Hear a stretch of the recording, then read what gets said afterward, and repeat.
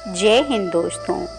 एक दिन महाराज धृतराष्ट्र ने वेद व्यास जी से पूछा, भगवान, बड़ा आश्चर्य है कि मेरे 100 पुत्र मेरे सामने मारे गए। मुझे अपने पिछले 100 जन्मों का स्मरण है कि मैंने एक भी पाप नहीं किया, फिर मेरे 100 पुत्र मेरे सामने मृत्यु को क्यों प्राप्त हुए? वेद व्यास जी ने कहा, मूर्ख, तू तो जब से सृष्टि बनी है तब से जन्म ले रहा है। उससे पहले के कल्प में तूने क्या किया, तुझे क्या पता?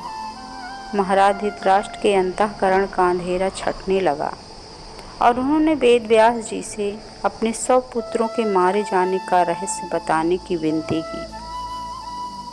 वेद व्यास जी ने कहा, 100 जन्मों से पूर्व तुम भारतवर्ष के एक बड़े ही प्रतापी और धार्मिक राजा थे। एक बार मानसरोवर के हंसों के एक दल ने अपने परिवार के साथ रामेश्वर जाते हुए तुम्हारे बागीचे में बसेरा किया। उनमें से एक हंस की हंसनी गर्भवती थी और प्रसव का समय नज़दीक था। उस हंसनी के पति हंस ने तुम्हारे पास आकर विनती की, राजन, मैं अपनी गर्भवती पत्नी को तुम्हारे बाग में छोड़े जा रहा हूँ। राजा होने के नाते उसकी रक्षा का भार तुम्हारा है। ऐसा कहकर वह हंस रामेश्वर चला गया। कुछ ही समय में उस हंसनी ने 100 बच्चों को जन्म दिया। तुमने उन्हें चुगने के लिए मोती दिए। एक दिन तुम्हारे रसोइये ने एक हंस के बच्चे को पकाकर तुम्हें खिला दिया। तुम्हें वह मांस बहुत ही स्वादिष्ट लगा और तुमने बिना विचार किए रसोइयों को आज्ञा दी कि इसी प्रकार का मांस प्रतिदिन पकाया जाए। तुम रसेंद्रिय यानी जीव के इतने अधीन हो गए कि तुमने रसोइये से यह भी नहीं पूछा कि यह किसका मांस है और कहाँ से उसको प्राप्त हुआ। तुम स्वाद के मोह में इतने अंधे हो गए कि रोज उसी मांस की इच्छा करने लगे। इस प्रकार उस शरणागत हंसनी के मोती चुगने वाले 100 के 100 बच्चों को तुम अकेले खा गए। अब वह हंसनी अकेली रह गई। हंस रामेश्वर की यात्रा से जब वापस लौटा तो हंसनी से नवजात बच्चों के बारे में पूछा। हंसनी ने उसे अपने बच्चों की मृत्यु के बारे में बताया तो हंस ने आश्चर्यचकित होकर पूछा कि यह सब कैसे हुआ। हंसनी ने कहा कि तुम राजा से ही पूछो। हंस ने राजा के पास जाकर कहा, तुमने मेरे 100 बच्चों का मांस खा लिया। राजा इस बात से अनभिज्ञ था कि उसे किसका मांस परोसा जा रहा है। उसने रसोइयों को बुलाकर पूछा तो रसोइये ने कहा, महाराज, यह तो आपकी ही आज्ञा थी कि यही मांस प्रतिदिन बनाया करो। राजा धर्मात्मा था, परंतु इस भयंकर पाप से वह घबरा गया। हंस हंसनी ने राजा को सांप देते हुए कहा, तूने अंधे होकर मेरे 100 बच्चों को मरवाया, तू भी अंधा हो जाएगा और तेरे सामने ही तेरे 100 पुत्र मृत्यु को प्राप्त हो जाएंगे। ऐसा कहकर हंस हंसनी ने प्राण त्याग दिए। वेद व्यास जी ने कहा, हंस के बच्चों का मांस खाने वाले तुम दोनों राजा रानी 100 जन्मों तक पति पत्नी नहीं बने। अब इस जन्म में तुम दोनों एक साथ राजा रानी बने हो तो यह घटना घटित हुई और इस जन्म के कर्म का फल अब इस जन्म में तुम्हें भोगना पड़ा है। कर्म फल अटल है, इन्हें भोगे बिना छुटकारा नहीं मिलता है। हम अपने सुख दुख सौभाग्य दुर्भाग्य के लिए स्वयं जिम्मेदार हैं। इसके लिए विधाता या अन्य किसी को दोष नहीं दिया जा सकता। भीष्म पितामह रणभूमि में सरसैया पर पड़े थे। हल्का सा जैसे ही हिलते तो शरीर में घुसे बाण भारी वेदना के साथ रक्त की पिचकारी से छोड़ देते। ऐसी दशा में उनसे मिलने सभी आ रहे थे, जा रहे थे। श्री कृष्ण भी दर्शन के लिए आए। उनको देखकर भीष्म जोर से हंसे और कहा, आइए जगन्नाथ, आप तो सर्वज्ञाता हैं, सब जानते हैं। बताइए मैंने ऐसा क्या पाप किया था जिसका दंड इतना भयावह मिला। कृष्ण बोले, पितामह, आपके पास वह शक्ति है जिससे आप अपने पूर्व जन्म देख सकते हैं। आप स्वयं ही देख लेते। भीष्म ने कहा, देवकी नंदन, मैं यहाँ अकेला पड़ा और कर ही क्या रहा हूँ। मैंने सब देख लिया। अभी तक 100 जन्म देख चुका हूँ। मैंने उन 100 जन्मों में एक भी कर्म ऐसा नहीं किया जिसका परिणाम ये हो। भगवान हर आने वाला क्षण और ज़्यादा पीड़ा देकर आता है। कृष्ण ने कहा, पितामह, आप एक भाव और पीछे जाएं, आपको उत्तर मिल जाएगा। भीष्म ने ध्यान लगाया और देखा कि 101 जन्म के पूर्व वो एक राजा के नगर में थे। एक राजा थे। एक मार्ग से अपनी सैनिकों की एक टुकड़ी के साथ कहीं जा रहे थे। एक सैनिक दौड़ता हुआ आया और बोला कि मार्ग में एक सर्प पड़ा है। यदि हमारी टुकड़ी उसके ऊपर से गुजरी तो वह मर जाएगा। भीष्म ने कहा, सांप को एक लकड़ी में लपेटकर झाड़ियों में फेंकवा दिया। दुर्भाग्य से झाड़ी कटीली थी। सांप उनमें फंस गया। वह जितना प्रयास निकलने का करता और अधिक फंस जाता। कांटे उसकी देह में गड़ गए और खून रिसने लगा। धीरे धीरे वह मृत्यु के मुंह में जाने लगा। 5-6 दिन की तड़प के बाद उसके प्राण निकल पाए। भीष्म बोले, हे त्रिलोकीनाथ, आप जानते हैं कि मैंने जानबूझकर ऐसा नहीं किया, अपितु मेरा उद्देश्य उस सर्प की रक्षा करना था। उसके बाद भी ये परिणाम क्यों? कृष्ण बोले, महाराज, हम जानबूझकर क्रिया करें या अनजाने में, किंतु क्रिया तो हुई ना। उसके प्राण तो गए। यही विधि का विधान है कि जो क्रिया हम करते हैं उसका फल भोगना ही पड़ता है। आपका पुण्य इतना प्रबल था कि 101 भव उस पाप फल को उदित होने में लग गए, किंतु अंततः वह हुआ। जिस जीव के लोग जानबूझकर मार रहे हैं, उसने जितनी पीड़ा सहन की, वह उस जीव को इसी जन्म अथवा अन्य किसी जन्म में अवश्य भोगनी होगी। ये बकरे, मुर्गे, भैंसे, गाय, ऊंट आदि वही जीव हैं जो ऐसा विभत्स कार्य पूर्व जन्म में करके आए हैं। इसी कारण पशु बनकर यातना झेल रहे हैं। राजा परीक्षित एक महाज्ञानी, विद्वान और संस्कारी राजा थे, लेकिन उनसे एक महान पाप हो गया था। क्रोध के आवेश में आकर उन्होंने एक निरपराधी ऋषि के गले में मरा हुआ सांप पहना दिया था। राजा घर आए। शांत होते ही उनको उनके दुष्कृत्य का एहसास हुआ और पछताकर कहने लगे कि मुझसे कितना भयंकर पाप कर्म हो गया। अब वह समय तो वापस नहीं आ सकता, तो राजा परीक्षित को उस कृत्य का फल तो भोगना ही पड़ेगा। परीक्षित एक बड़े राजा थे। उन्होंने अपनी सत्ता का कभी भी दुरुपयोग नहीं किया था।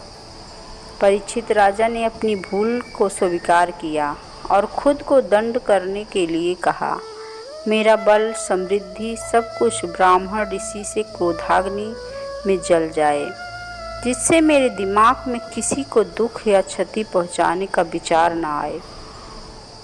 राजा परीक्षित अपने पापों का फल भुगतने के लिए तैयार थे। उन्होंने कभी भगवान से कोई सिफारिश नहीं की और ना ही अपने राजा होने का घमंड किया। उन्होंने तो भगवान से अपने पापों का दंड मांगा, जिसके उदाहरण से भविष्य में कोई राजा क्रोध के आवेश में या फिर अपने राजाशाही के घमंड में आकर ऐसा दुष्कृत्य ना करे। इस प्रकार राजा परीक्षित अपने कर्म से भागे नहीं और परिणाम भुगतने के लिए तैयार रहे। वह भागने की कोशिश करते तो भी कर्म अपना फल दिए बिना नहीं छोड़ता। कई साल पहले की बात है। एक शहर में एक जज रहते थे।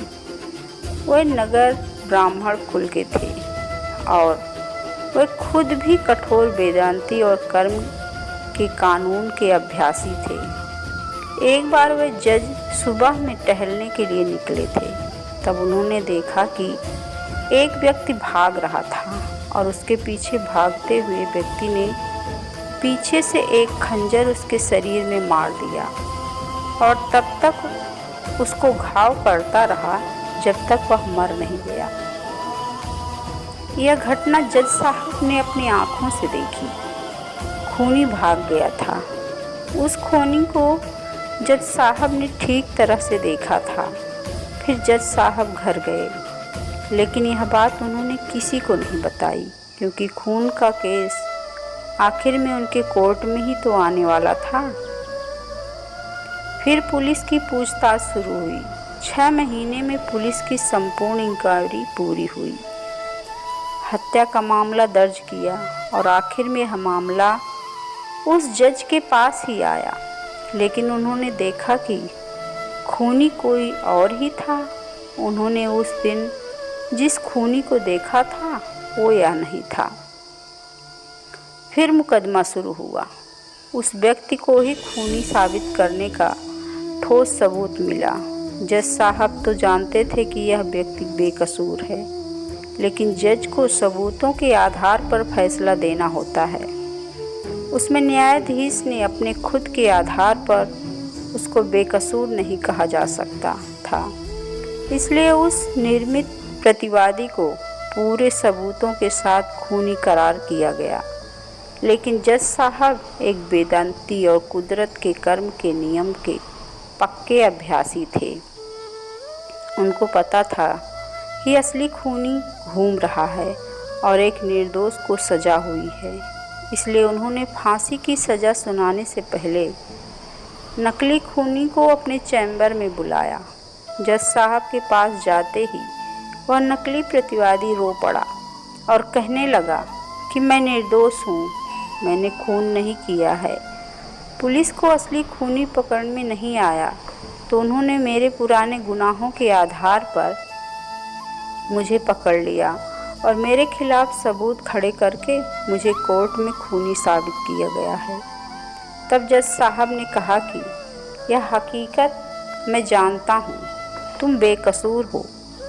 मैंने खूनी को अपनी आँखों से देखा था, लेकिन मैं इस मामले को कानूनी रूप से नहीं ला सकता, क्योंकि कानून सबूतों पर आधारित होता है।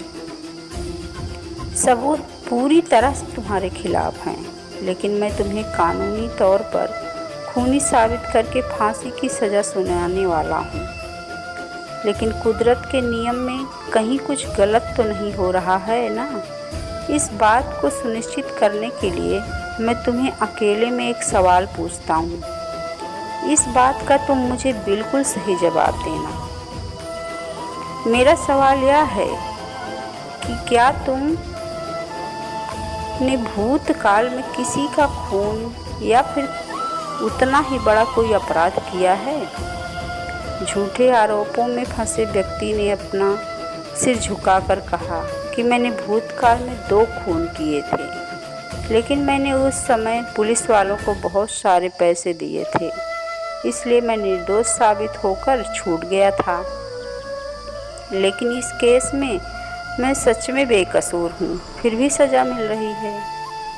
जज साहब को समझ में आ गया कि भगवान के कर्म के नियम में कोई चूक नहीं है। पहले 2 खून के समय उसके पूर्ण कार्य का फल चल रहा होगा, इसलिए उसका क्रियमाण कर्म में फल देने में देर लगाई और कर्म संचित हुए। अब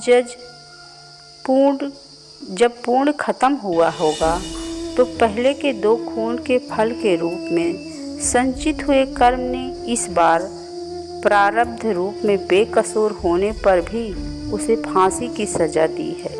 एक गांव में जमींदार और उसके एक मजदूर की साथ में ही मौत हुई।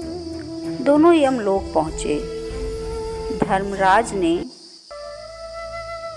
मालिक से कहा, यानी जमींदार से कहा, आज से तुम मज़दूरों की सेवा करोगे।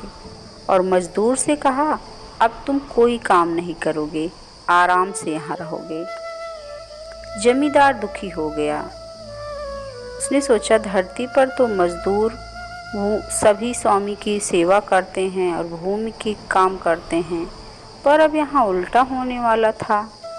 जमींदार ने कहा, भगवान, आपने मुझे यह सज़ा क्यों दी? मैं तो भगवान का परम भक्त हूँ।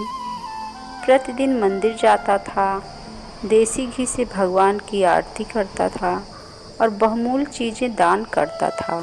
धर्म के अन्य आयोजन भी मैं करता ही रहता था। धर्मराज ने कहा, तुम पृथ्वी पर क्या करते थे? उस मजदूर से पूछा। मजदूर ने जवाब दिया, मैं एक गरीब मजदूर था, दिन भर जमींदार के खेत में मेहनत मजदूरी करता था। मजदूरी में उनका यहाँ से जो भी मिलता था उसी में परिवार के साथ गुजारा करता था। मोह माया से दूर जब समय मिलता था तब भगवान को याद करता था। भगवान से कभी कुछ नहीं मांगता था।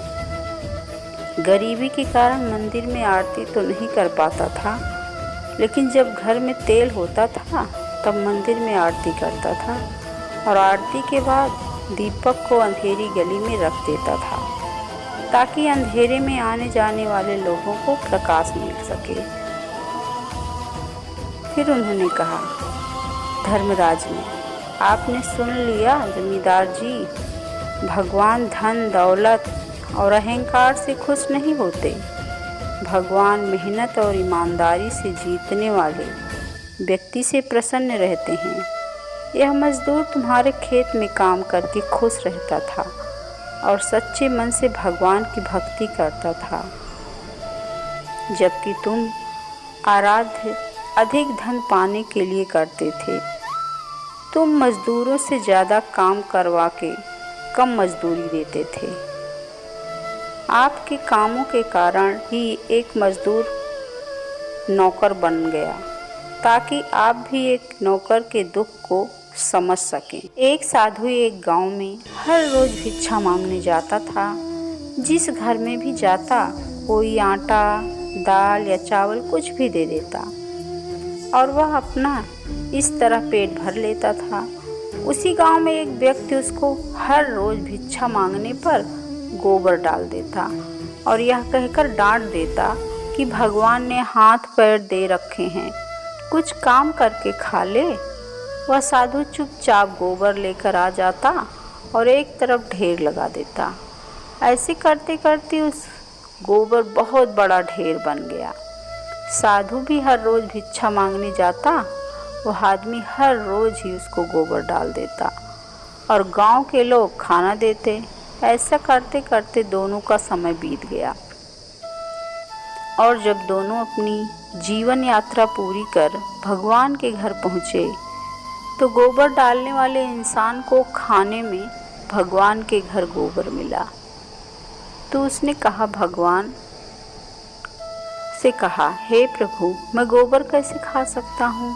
भगवान ने कहा कि जब साधु तेरे घर भिक्षा मांगने जाता था, जिसका कोई और भिक्षा मांगने के सिवाय कोई चारा नहीं था, तो आप उसको भिक्षा में गोबर देते थे। वही गोबर का ढेर अब इतना बड़ा हो गया है कि आपके खाने के हिस्से में अब गोबर ही आएगा। तो उस व्यक्ति ने भगवान के पैर पकड़ लिए और कहने लगा, भगवान, मैं गोबर नहीं खा सकता, कृपया इस समस्या का कोई समाधान बताओ। भगवान ने कहा, कर्मों का फल अवश्य ही भोगना पड़ता है। अब वो इंसान प्रभु के आगे रोए या गिड़गिड़ाए, कृपया करके इस समस्या का कोई समाधान बताइए भगवान।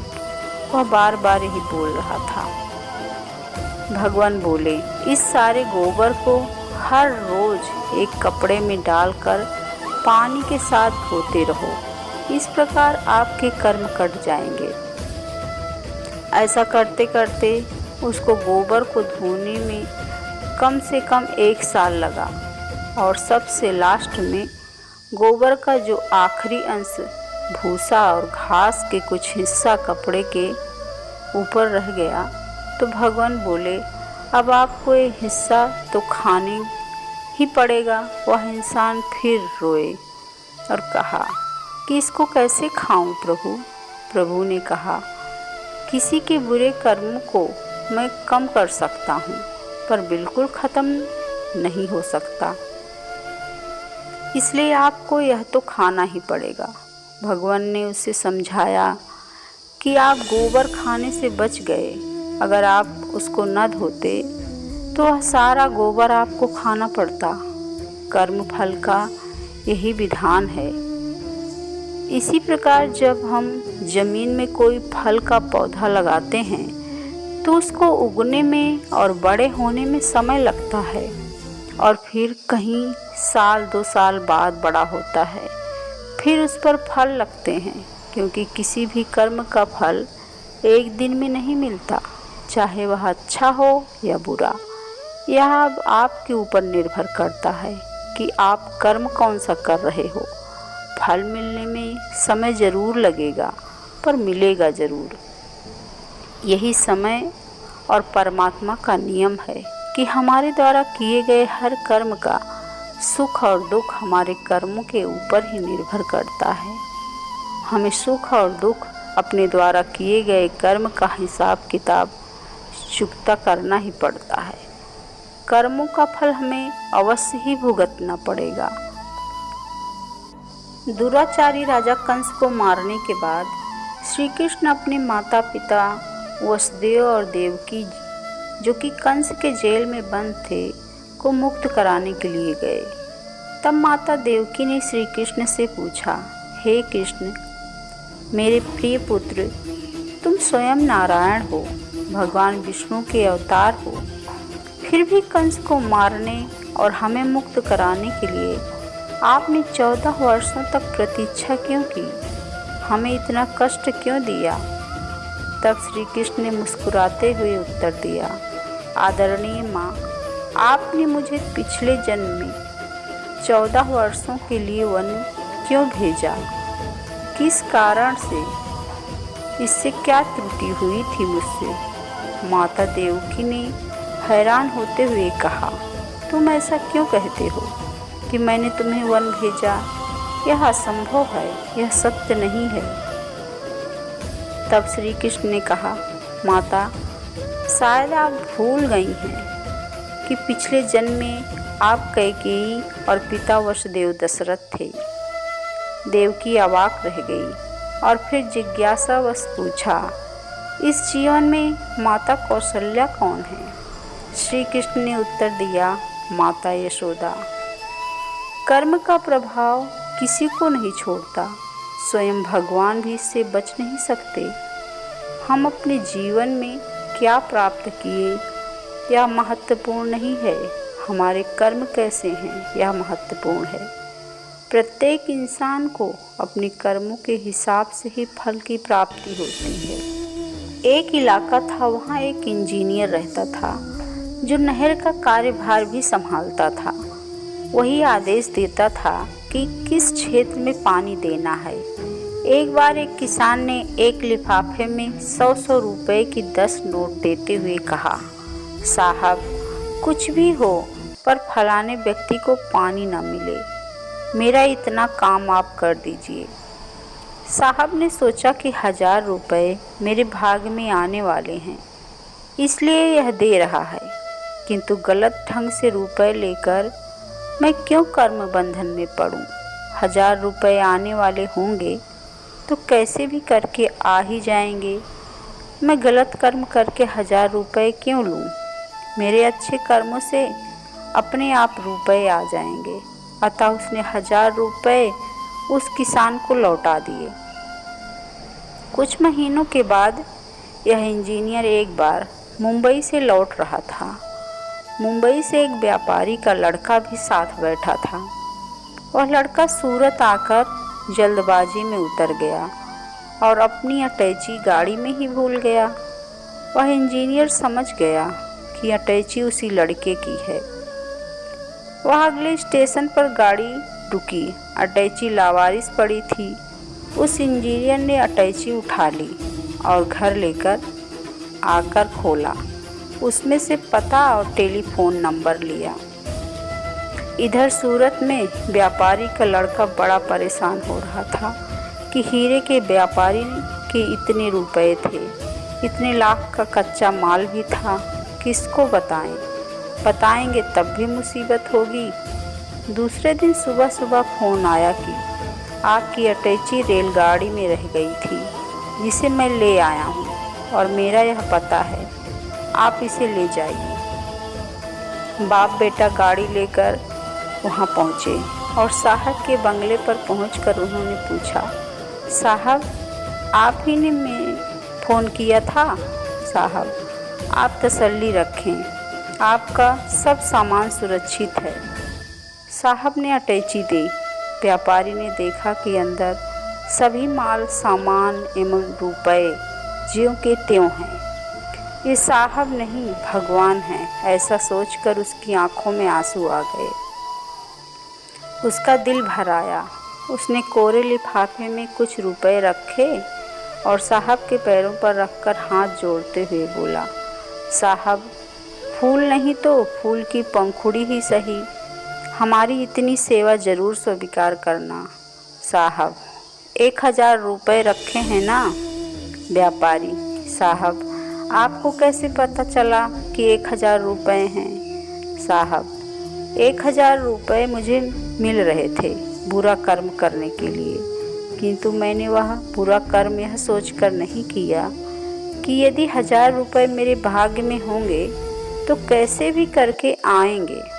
व्यापारी, साहब आप ठीक कहते हैं, इसमें 1000 रुपये ही हैं।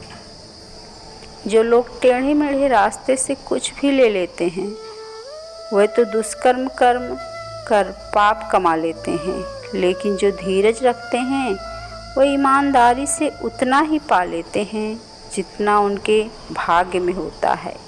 श्री कृष्ण जी कहते हैं, गहना कर्मणो गति। एक बार नेपाल नरेश साधारण गरीब मारवाड़ी जैसे कपड़े पहनकर पंडितों के पीछे गए और बोले, मेरे दादा का पिंडदान करवा दो।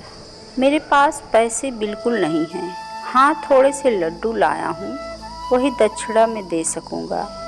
जो लोभी पंडित थे उन्होंने तो इनकार कर दिया, लेकिन वहाँ का जो जाना माना पंडित था उसने कहा, भाई पैसे की तो कोई बात ही नहीं है, मैं पिंडदान करवा देता हूँ।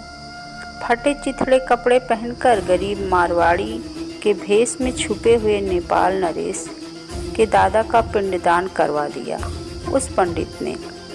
पिंडदान संपन्न होने के बाद नरेश ने कहा, पंडित जी पिंडदान करवाने के बाद कुछ न कुछ दक्षिणा तो देनी ही चाहिए। मैं कुछ लड्डू लाया हूँ, मैं चला जाऊँ, उसके बाद यह गठरी आप ही खोलेंगे, इतना वचन दे दीजिए। अच्छा भाई तू गरीब है, तेरे लड्डू मैं खा लूँगा, वचन देता हूँ कि गठरी भी मैं ही खोलूँगा। नेपाल नरेश चला गया। पंडित ने गठरी खोली तो उसमें से 1-1 किलो के सोने के 19 लड्डू निकले। वह पंडित अपने जीवन काल में बड़े बड़े धर्म कार्य करते रहे, लेकिन सोने के वह लड्डू खर्च में आए ही नहीं। जो अच्छा कार्य करता है उसके पास अच्छे काम के लिए कहीं न कहीं से धन वस्तुएं अनायास आ ही जाती हैं। अतः 19 किलो के सोने के लड्डू ऐसे ही पड़े रहे। जब जब हम कर्म करें तो कर्म को अकर्म में बदल दें, अर्थात कर्म का फल ईश्वर को अर्पित कर दें अथवा कर्म में से कर्तापन हटा दें, तो कर्म करते हुए भी हो गया अकर्म। कर्म तो किए लेकिन उसका बंधन नहीं रहा। एक जगह की घटना है जहाँ एक बकरी को देखकर ठकुराइन के मुंह में पानी आ गया।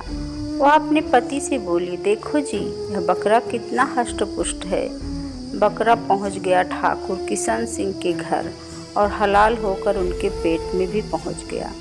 12 महीने के बाद ठाकुर किशन सिंह के घर बेटे का जन्म हुआ। बेटे का नाम बाल सिंह रखा गया। वह 13 साल का हुआ तो उसकी मंगनी हो गई एवं 14वां पूरा होते होते शादी की तैयारी भी हो गई। शादी के वक्त ब्राह्मण ने गणेश पूजन के लिए उसको बिठाया, किंतु यह क्या, ब्राह्मण विधि शुरू करें उसके पहले ही लड़के ने पैर पसारे और लेट गया। ब्राह्मण ने पूछा, क्या हुआ क्या हुआ? कोई जवाब नहीं। माँ रोई, बाप रोया, सारे बाराती इकट्ठा हो गए। पूछने लगे कि क्या हुआ? लड़का, कुछ नहीं हुआ, अब तुम्हारा मेरा लोखा जोखा पूरा हो गया। पिता, वह कैसे बेटा? लड़का, बकरियों को गर्भाधान कराने के लिए उदयासर के चारण कुंवर दान ने जो बकरा छोड़ रखा था उसे तुम ठकुराइन के कहने पर उठा लाए थे। वही बकरा तुम्हारे पेट में पहुंचा और समय पाकर तुम्हारा बेटा होकर पैदा हुआ। वह बेटा लेना देना पूरा करके अब जा रहा है। राम राम। बकरे की काया से आया हुआ बाल सिंह तो रवाना हो गया, किंतु किशन सिंह सिर कूटते रह गए। एक बार रावण कहीं जा रहा था। रास्ते में उसे विधाता मिले। रावण ने उन्हें ठीक से पहचान लिया। उसने पूछा, हे विधाता, आप कहाँ से पधार रहे हैं? मैं कौशल देश गया था। क्यों? कौशल देश में ऐसी क्या बात है? कौशल नरेश के यहाँ बेटी का जन्म हुआ है। अच्छा, उसके भाग्य में क्या है? कौशल नरेश की बेटी का भाग्य बहुत अच्छा है। उसकी शादी राजा दशरथ के साथ होगी।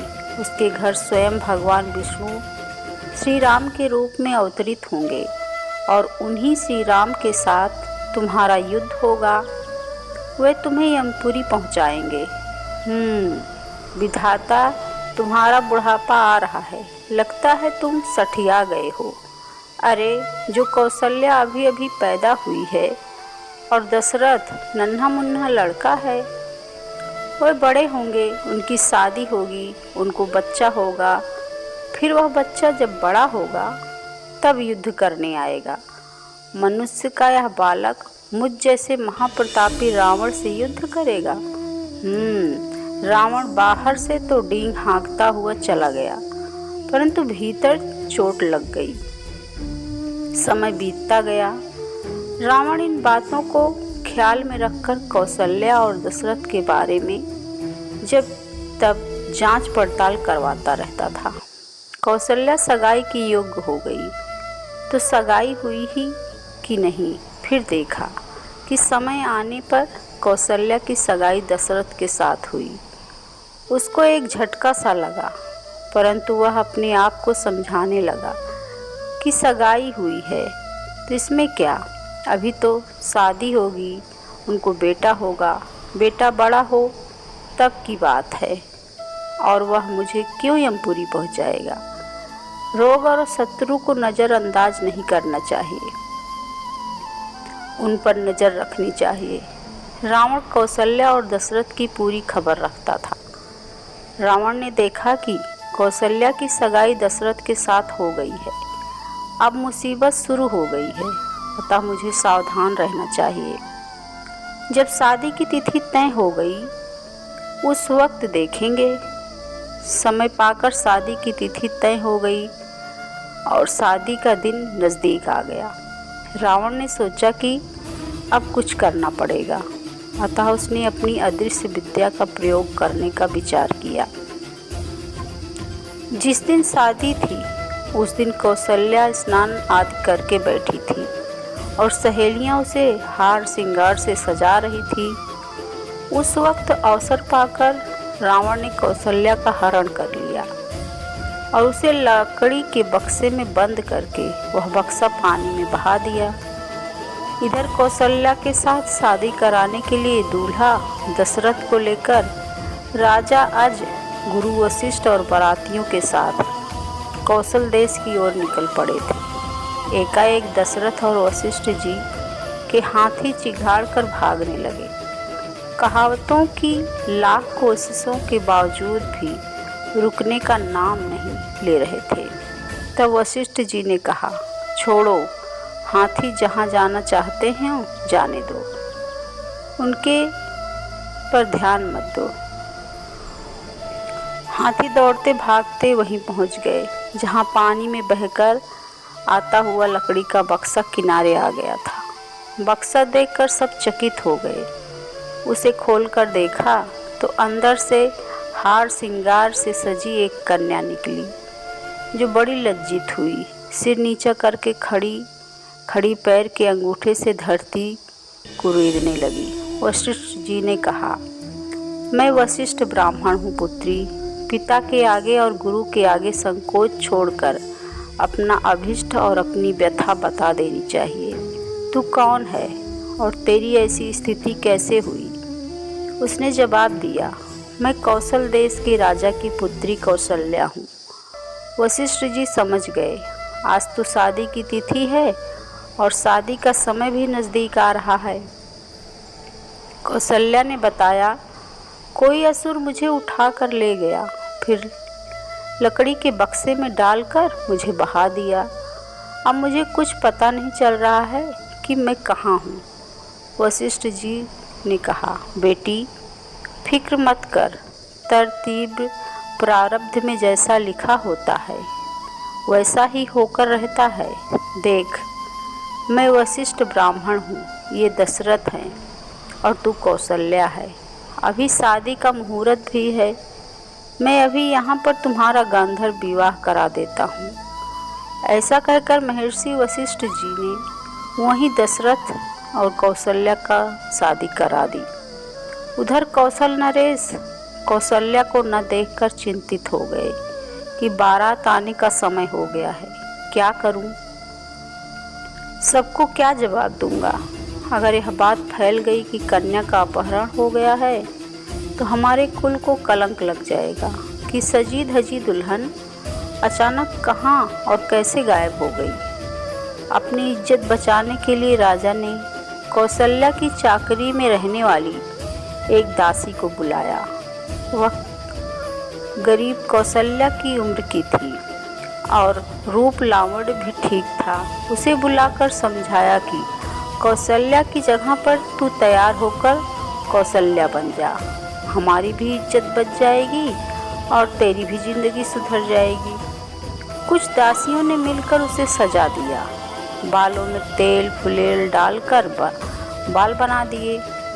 वह तो मन ही मन खुश हो रही थी कि अब मैं महारानी बनूंगी। इधर राजा दशरथ कौशल्या की शादी संपन्न हो जाने के बाद सब कौशल देश की ओर चल पड़े।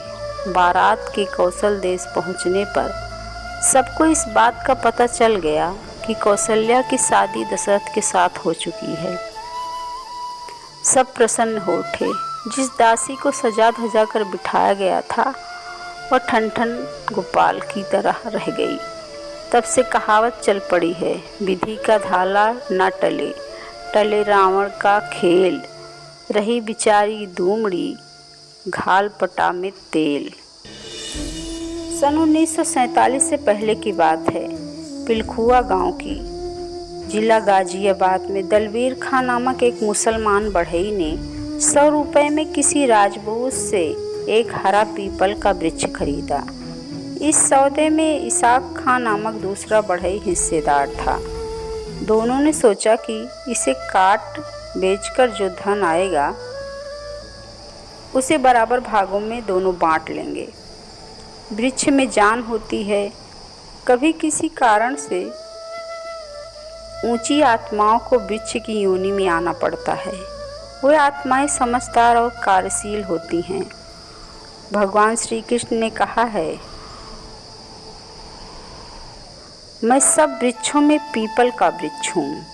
पीपल की जीवात्मा दलवीर खां के स्वप्न में आई। पीपल से कह रहा था, तुम मुझे काटने वाले हो, मेरी मृत्यु हो जाएगी। तुमने मुझे 100 रुपये में खरीदा है और जो भी मुनाफा होगा वह सब मैं तुम्हें लौटा देता हूँ। मेरी जड़ में एक जगह तुम खोदोगे तो तुमको सोने की सलाखा मिलेगी। उसे बेचकर तुम्हें जो मुनाफा होगा उससे तुम्हारा सारा खर्च निकल जाएगा। इसलिए कृपा करके मुझे कल काटना मत, मुझे प्राणों का दान देना। दलवीर खां को इस स्वप्न पर यकीन नहीं हुआ, फिर भी उसने उस बात को आजमाने के लिए स्वप्न में जहाँ खोदने के लिए संकेत मिला था वहाँ खोदा तो सचमुच सोने की सलाखा निकल आई। वह अपनी अपार खुशी को गुप्त न रख सका और बीवी को जाकर बता दिया। बीवी भी आश्चर्यचकित हो उठी। दलवीर खां ने सोचा कि यह बात यदि अपने मित्र को बता दूंगा तो सोने की सलाखा के आधे भाग की वह मांग करने लगेगा। वह मानवता से च्युत हो गया और आधा हिस्सा बचाने के लोभ में सलाखा प्राप्ति की घटना को छुपाए ही रहा। जब इसाक खां उसके पास आया तब उसके साथ वह पीपल काटने के लिए चल पड़ा। दलवीर खां ने मानवता को दूर रख दिया। निस्वार्थता, लोभ रहितता व निष्कामता मनुष्यता से हटकर दानों जैसी दुखदाई योनियों में भटकाते हैं। जहाँ स्वार्थ है वहाँ आदमी असुर हो जाता है और जहाँ निष्कामता है वहाँ उसमें सूरत जाग उठता है। मनुष्य ऐसा प्राणी है जो चाहे तो सुर हो जाए और चाहे तो असुर हो जाए, चाहे तो सुर असुर दोनों जिससे सिद्ध होते हैं उस सिद्ध स्वरूप को पाकर जीवन मुक्त हो जाए। यह मनुष्य के हाथ की बात है। वह अपने ही कर्मों से भगवान की पूजा कर सकता है और अपने ही कर्मों से कुदरत का कोप भाजन भी बन सकता है। अपने ही कर्मों से गुरुओं के अनुभव को अपना अनुभव बना सकता है। अपने कर्मों से दैत्य, शुकर, कुकुर की योनियों में भटकाने का मार्ग पकड़ सकता है। मनुष्य पूर्ण स्वतंत्र है। पहले नियम था कि जो हरा वृक्ष काटना चाहे वह पहले गुड़ बांटे। उनके साथ 2-4 और भी साथी हो गए, सबको गुड़ बांटा। ज्यों ही पीपल पर कुल्हाड़ा चला तो लोगों ने देखा कि पीपल में से खून की धारा फूट निकली। सब हैरान हुए कि वृक्ष में से खून की धारा। फिर भी दलवीर खां लोभ के अंधेपन में यह नहीं समझ पा रहा था कि रात को इसने मुझसे प्राणदान मांगा था। यह कोई साधारण वृक्ष नहीं है और इसने मुझे स्वर्ण के रूप में अपना मूल्य भी चुका दिया था। निस्वार्थता से आदमी की अंदर की आंखें खुलती हैं, जबकि स्वार्थ से आदमी की विवेक की आंखें मूंद जाती हैं। वह अंधा हो जाता है। रजोगुणी और तमोगुणी आदमी का विवेक क्षीण हो जाता है। सत्वगुणी का विवेक, वैराग्य व मोक्ष का प्रसाद अपने आप बढ़ने लगता है। आदमी जितना निस्वार्थ कार्य करता है उतना ही उसके संपर्क में आने वाले का हित होता है। जितना स्वार्थी होता है उतना ही अपनी और अपने कुटुंबियों की बर्बादी करता है। कोई पिता निस्वार्थ भाव से संतों की सेवा करता है और यदि संत उच्च कोटि के होते हैं और शिष्य की सेवा स्वीकार कर लेते हैं तो फिर उसके पुत्र पौत्र सभी को भगवान की भक्ति का सुफल सुलभ हो जाता है। भक्ति का फल प्राप्त कर लेना हंसी का खेल नहीं है। भगवान के पास एक योगी पहुंचा। उसने कहा, भगवान मुझे भक्ति दो। भगवान बोले, मैं तुम्हें रिद्धि सिद्धि दे दूं। तुम चाहो तो तुम्हें पृथ्वी के कुछ हिस्से का राज्य ही सौंप दूं, मगर मुझसे भक्ति मत मांगो। आप सब देने को तैयार हो गए और अपनी भक्ति नहीं देते हो। आखिर ऐसा क्यों? भक्ति देने के बाद मुझे भगवान कहते हैं, भक्ति देने के बाद मुझे भक्त के पीछे पीछे घूमना पड़ता है। निष्काम कर्म करने वाले व्यक्तियों के कर्म भगवान या संत स्वीकार कर लेते हैं तो उसके बदले में उसके कुल को भक्ति मिलती है। जिसके कुल को भक्ति मिलती है उसकी बराबरी धनवान भी नहीं कर सकता। सत्ता वाला भला उसकी क्या बराबरी करेगा। जो निष्काम सेवा करता है उसे ही भक्ति ही मिलती है।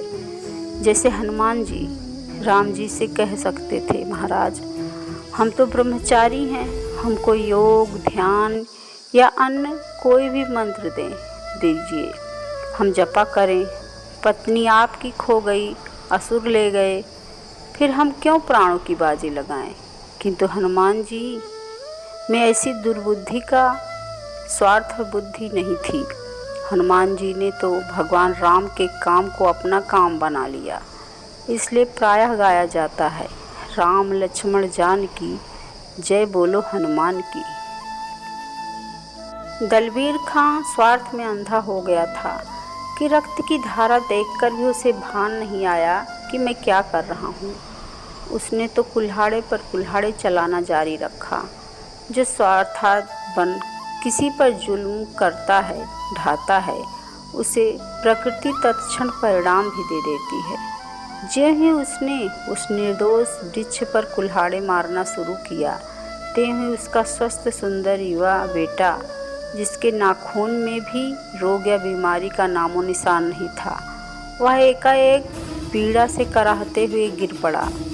उधर पीपल में से रक्त की धारा निकली और इधर बेटे के शरीर से रक्त प्रवाहित हो चला। उधर वृक्ष की शाखा का कटना था। इतने में दलबीर खां की आंखों के तारे, उसके बेटे का अंत हो गया। शाम को जब दलबीर खां घर आया, तब घर पर गांव के समस्त लोगों को इकट्ठे शोक मग्न देखा। दलबीर खां को देख उसकी पत्नी चिल्ला उठी, बेटा तेरा हत्यारा तो स्वयं तेरा यह बाप है। उसने सारा भाड़ा फोड़ते हुए कह दिया। रात को पीपल का संकेत मिला था, सोने की सलाखा भी मिली थी और स्वार्थ में पड़कर सलाखा तो ले ली, और जो 100 रुपये खरीदने में लगाए थे और जो मुनाफा होने वाला था, स्वर्ण सलाखा से इसे इससे भी अधिक जब मिल गया था। फिर भी इसने उस पीपल के पर अन्याय किया। कुदरत ने उसी अन्याय का बदला चुकाया है। ज्यों ही पीपल को काटा, त्यों ही मेरे बेटे के बदन में खून की धारा निकल चली। हे स्वार्थ में अंधे हुए मेरे पति, तुमने ही अपने बेटे का खून किया है। और वह फूट फूट कर रुदन करने लगी। प्रायः स्वार्थ में अंधा होकर आदमी कुकर्म कर बैठता है और जब उसे उसका फल मिलता है तब पछताता है, मगर बाद में पश्चाताप से क्या लाभ। ऐसे ही एक और कहानी। उड़िया बाबा थे एक। उड़िया बाबा ने एक दिन सुबह एक मृत पुजारी को सामने खड़े देखकर पूछा, अरे बांके बिहारी के पुजारी, तू तो मर गया था, तू सुबह सुबह इधर यमुना किनारे कैसे आया। उसने कहा, बाबा मैं आपसे प्रार्थना करने आया हूँ। मैं मर गया हूँ और संकल्प से आपको दिख रहा हूँ। मैं प्रेत शरीर में हूँ। मेरे घर वालों को बुलाना और ज़रा बताना कि उन्हें सुखी करने के लिए मोहवश मैंने ठाकुर जी के पैसे चुरा कर घर में रखे थे। धर्मदा के पैसे चुराए, इसलिए मंदिर का पुजारी होते हुए भी मेरी सद्गति नहीं हुई। मैं आपसे हाथ जोड़कर प्रार्थना करता हूँ कि मेरे बेटे से कहिए कि फलानी जगह पर थोड़े से पैसे गड़े हैं, उन्हें अच्छे काम में लगा दे और बांके बिहारी के मंदिर के पैसे वापस कर दे, ताकि मेरी सद्गति हो सके। कर्म किसी का पीछा नहीं छोड़ती। तो मंदिर का पुजारी किंतु अपने दुष्कर्म के कारण उसे प्रेत होना पड़ा। आज से करीब 40-45 साल पहले की एक घटना है। एक धर्मशाला में पति पत्नी अपने छोटे से नन्हे मुन्ने बच्चे के साथ रुके। धर्मशाला कच्ची थी, दीवारों में दरारें पड़ गई थी, ऊपर परतें थी, आसपास में खुला जंगल जैसा माहौल था। पति पत्नी अपने छोटे से बच्चे को प्रांगण में बिठाकर कुछ काम से बाहर गए। वापस आकर देखते हैं तो बच्चे के सामने एक बड़ा नाग कुंडली मारकर फन फैलाए बैठा है। यह भयंकर दृश्य देखकर दोनों हक्के बक्के रह गए। बेटा मिट्टी की मुट्ठी भर भर कर नाग के फन पर फेंक रहा है और नाग हर बार झुक झुक कर सहे जा रहा है। माँ चीख उठी, बाप चिल्लाया, बचाओ बचाओ, हमारे लाडले को बचाओ। लोगों की भीड़ इकट्ठा हो गई। उसमें एक निशानेबाज था। ऊंट गाड़ी पर बोझा ढोने का धंधा करता था। वह बोला, मैं निशाना तो मारूं, सर्प को ही ख़त्म करूंगा, लेकिन निशाना चूक जाए और बच्चे को चोट लग जाए तो मैं जिम्मेदार नहीं हूँगा। आप लोग बोलो तो मैं कोशिश करूँ। पुत्र के आगे विषधर बैठा है, ऐसे प्रसंग पर कौन सी माँ इनकार करेगी। वह सहमत हो गई और बोली, भाई सांप को मारने की कोशिश करो, अगर गलती से बच्चे को चोट लग जाएगी तो हम कुछ नहीं कहेंगे। ऊंट वाले ने निशाना मारा। सांप जख्मी होकर गिर पड़ा, मूर्छित हो गया। लोगों ने सोचा कि सांप मर गया है। उन्होंने उसको उठाकर बाहर फेंक दिया। रात हुई। वह ऊंट वाला उसी धर्मशाला में अपनी ऊंट गाड़ी पर सो गया। रात में ठंडी हवा चली। मूर्छित सांप सचेतन हो गया और आकर ऊंट वाले के पैर में डसकर चला गया। सुबह में लोग देखते हैं तो ऊंट वाला मरा हुआ पड़ा है। दयोग से सर्प विद्या जानने वाला एक आदमी वहाँ ठहरा हुआ था। वह बोला, सांप को यहाँ बुलाकर जहर को वापस खिंचवाने की विद्या मैं जानता हूँ। यहाँ कोई 8-10 साल का निर्दोष बच्चा हो तो उसके चित्त में सांप के सूक्ष्म शरीर को बुला दूँ और वार्तालाप करा दूँ। उस गांव में से 8-10 साल का बच्चा लाया गया। उसने उस बच्चे में सांप के जीव को बुलाया। उससे पूछा गया, इस ऊंट वाले को तूने क्यों काटा? काटा है ना? उसने कहा, हाँ। इस बेचारे को क्यों काटा? बच्चे के द्वारा वह सांप बोलने लगा, मैं निर्दोष था, मैंने इसका कुछ बिगाड़ा नहीं था। इसने मुझे निशाना बनाया तो मैं क्यों इससे बदला न लूँ? वह बच्चा तुम पर मिट्टी डाल रहा था, उसको तो तुमने कुछ नहीं किया। बच्चा तो मेरा 3 जन्म पहले का लेनदार है। 3 जन्म पहले मैं भी मनुष्य था, वह भी मनुष्य था। मैंने उससे 300 रुपये लिए थे, लेकिन वापस नहीं दे पाया। अभी तो देने की क्षमता भी नहीं है। ऐसी भद्दी योनियों में भटकना पड़ रहा है। संयोगवश वह सामने आ गया तो मैं अपना फन झुका कर उससे माफ़ी ले रहा था। उसकी आत्मा जागृत हुई तो धूल की मुट्ठियाँ फेंक कर वह मुझे फटकार दे रहा था कि लानत है तुझे, कर्जा न चुका सका। उसकी वह फटकार सहते सहते मैं अपना ऋण अदा कर रहा था। हमारे लेन देन के बीच टपकने वाला वह कौन होता है? मैंने इसका कुछ भी नहीं बिगाड़ा था, फिर भी इसने मुझ पर निशाना मारा। मैंने इसका बदला लिया। सर्प विद्या जानने वाले ने सांप को समझाया, देखो तुम हमारा इतना कहना मानो, इसका जहर खींच लो। मैं तुम्हारा कहना मानूं तो तुम भी मेरा कहना मानो। मेरी तो बैर लेने की योनि है और कुछ नहीं। तो ना सही, मुझे यह ऊंट वाला 500 रुपये देवे तो अभी इसका जहर खींच लूँ। उस बच्चे से 3 जन्म पूर्व मैंने 300 रुपये लिए थे। 2 जन्म और बीत गए, उसके सूद के 200 मिलाकर कुल 500 लौटाने हैं। किसी सज्जन ने 500 रुपये उस बच्चे के माँ बाप को दे दिए। सांप का जीव वापस अपनी देह में गया। वहाँ से सरकता हुआ मरे हुए ऊंट वाले के पास आया और जहर वापस खींच लिया। ऊंट वाला जिंदा हो गया। यह बिल्कुल घटित घटना है, इसमें कुछ भी संदेह नहीं।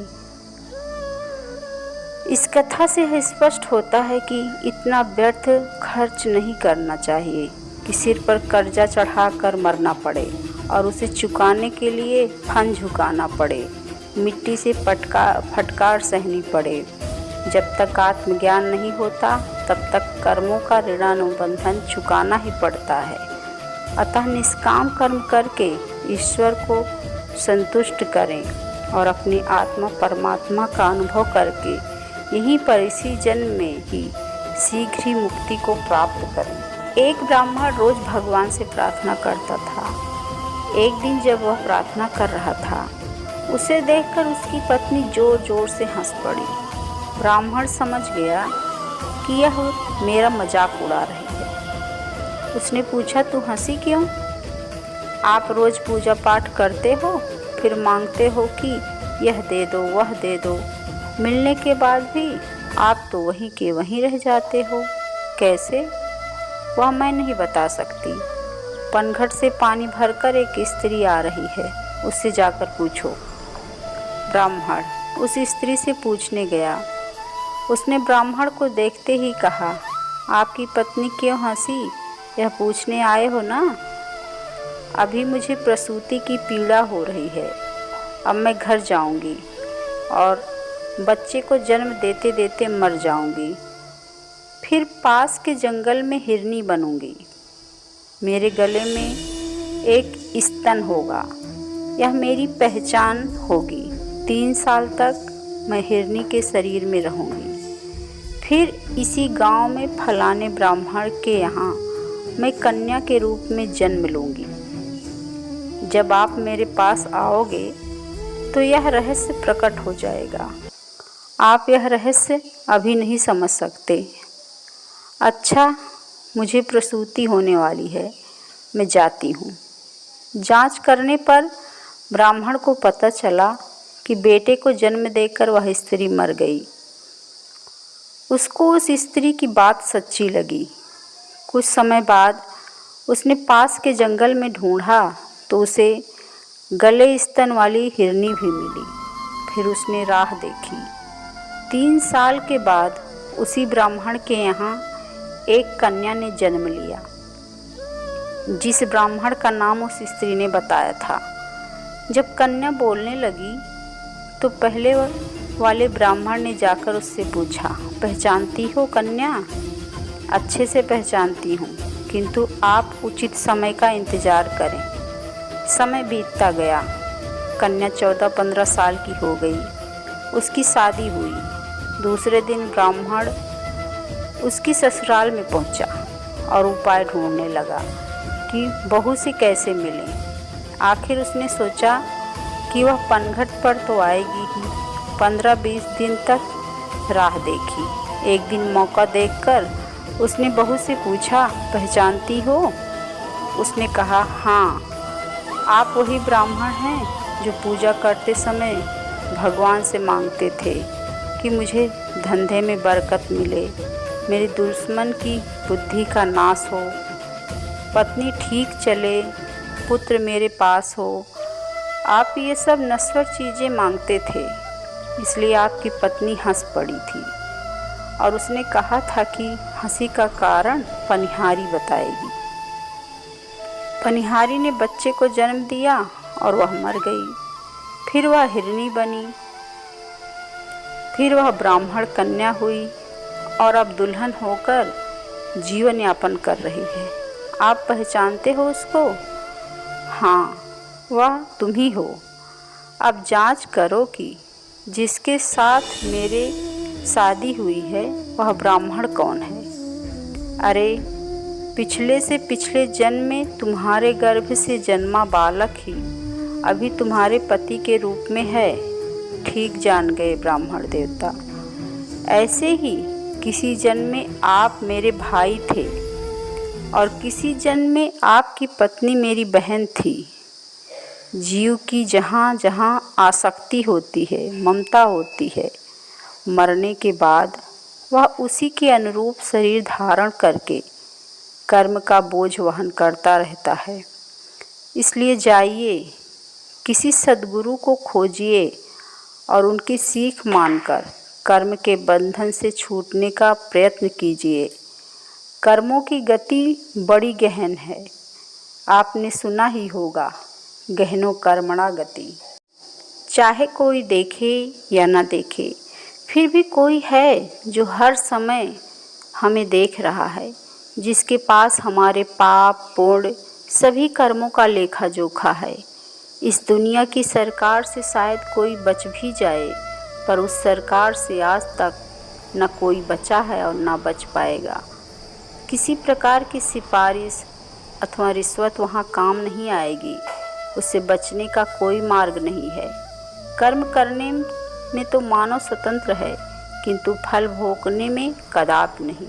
किसी ने सही ही कहा है, हंस हंस के किया गया पाप रो रो कर भोगना पड़ता है। कष्ट सहन करके किया गया तप